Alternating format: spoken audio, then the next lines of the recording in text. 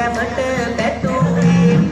ඒ අතර රුචිර අපේ චමින්දයි මේ අපිට අමතක වෙච්ච කාරණයක් මේ වේදිකාවේ ඉහළ මහල ඔබ නිර්මාණය කළේ තොටලඟ තොරණ බලන්න වැඩම කරන මහා සංඝරත්නය උදෙසා.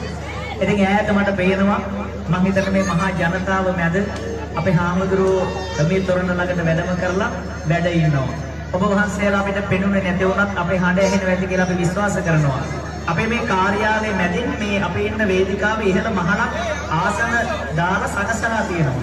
ඒ ඔබ වහන්සේලාට සුවසේ මේ තොරණ බලන්න පහසුකම් සලසලා තියෙනවා.